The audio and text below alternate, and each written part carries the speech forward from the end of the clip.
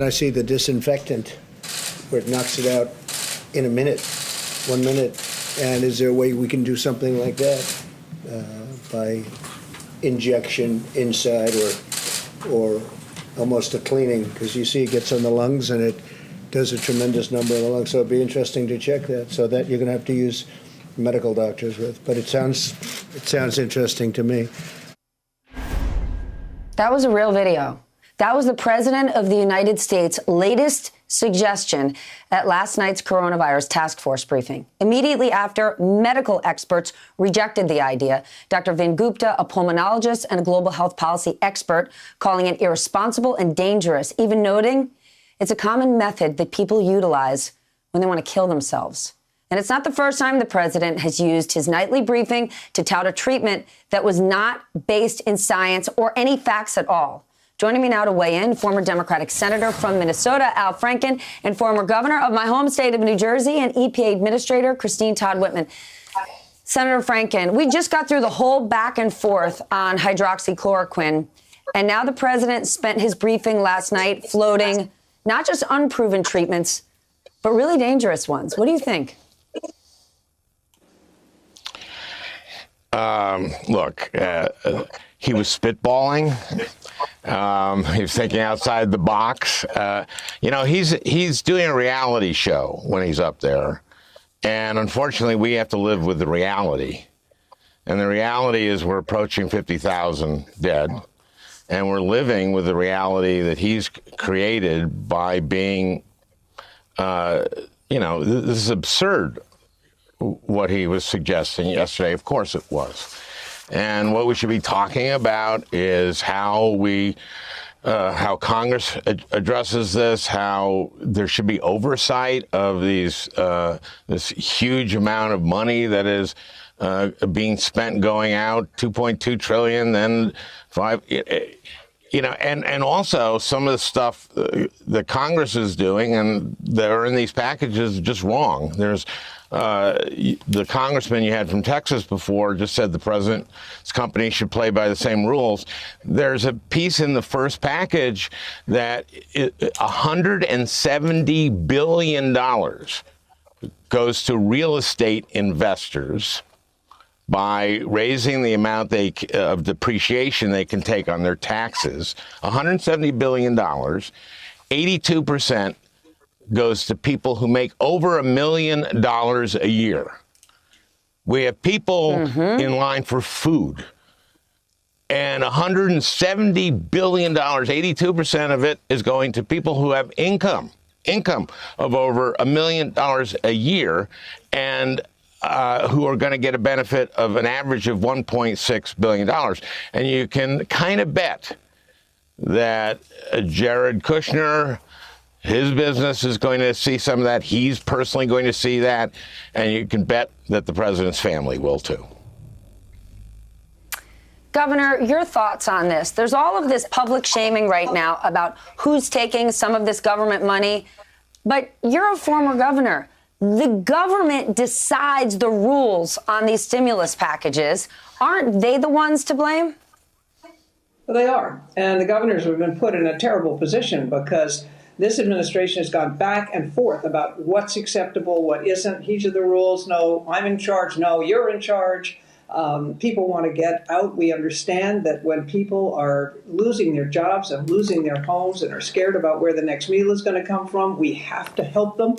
And unfortunately, these packages, at least the first package, as the senator said, has much too much that allows those businesses that have cushions and the people that have cushions. They have a disposable income that's far beyond most of these who are lining up and trying to get help now and filing for unemployment. They're the people who got a lot of this money, which was just wrong. I mean, everybody should get some. I'm not against people who have made money. But come on, this is a really serious issue. And then when you have the President of the United States saying something like, inject yourself with a disinfectant, I mean, that is just flat out dangerous and a parade of ignorance that I would be embarrassed to stand behind. But it really, the thing it comes down to is this issue of I'm in charge, no, you're in charge. They set out protocols, which was good that the federal government at least put out some. talking about you had to have at least 2 weeks of declining cases before you could even begin to think about opening up. And then at the same time, he goes out and starts praising those who are demonstrating right now. We want to open up immediately and have massage parlors and things. And governors are sitting there trying to keep their people safe, trying to make decisions, unless you're like the governor of Georgia and you say, right, well, okay, we're going to open up everything because that's kind of what the president wants. Then the president throws him under the bus and said, no, that's not what I want.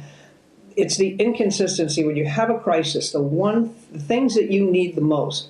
You need a consistent message, you need leadership from the top, and you need to have the facts laid out for people in a clear and comprehensive way, and we have not had those things. Well, Governor, you're a Republican. You just said you would be humiliated to stand behind that. And literally on our screen, we're looking at Vice President Pence standing behind the president. What do your former Republican colleagues tell you about this? They're just cool with it? No, I mean, a lot of them, I don't understand it. To many, they understand what's going on. They know that a lot of it is just wrong. The governors are frustrated. But they've got to be careful because, as we've seen with this president, he plays politics with absolutely everything.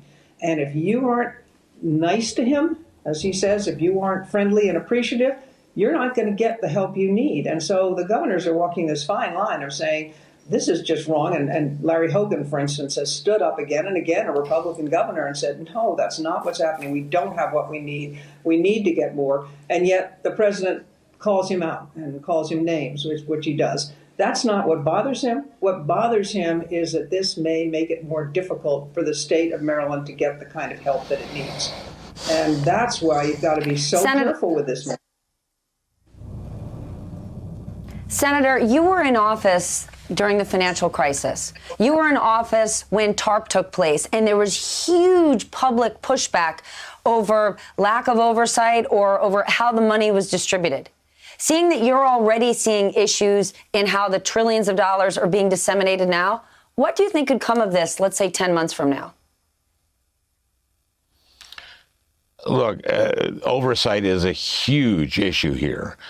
And the president, in his signing statement for the $2.2 trillion package, said, nope. He said, no, we're not going to have oversight. And also, it's impossible now, even if it wanted to, for Congress to do oversight because they can't show up. Usually you do oversight with hearings.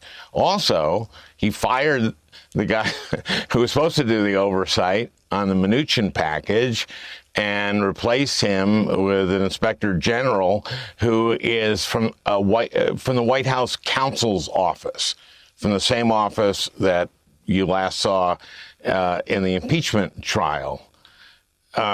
We need oversight of this huge. This is huge. This is 3 times. And by the way, there was very good oversight of TARP. There was fraud that was revealed. Some people didn't like that. Some Democrats didn't like it, but there was, and we need that here, and we can't. But the president showed during the whole process leading up to the impeachment, I'm not going to honor any subpoenas. So we have Governor Whitman, and it's great to be on with you, Governor. She mentions this sort of shaking down of the governors and making the governors afraid to say anything. This is how he runs the government. And he threatens people, and he's using and won't honor subpoenas from Congress. This is extremely dangerous where we're going, where this administration is going, and we need this. This is so much money. This is increasing our national debt, which Republicans talk about all the time. And you asked Governor Whitman about Republicans. I think it's disgraceful that they have not stood up to this president in any way. Well, they've got an opportunity to every single day. Governor, Senator, thank you both for joining me. And I do want to alert our audience. We just got updated numbers from Johns Hopkins. The death toll has now passed 50,000.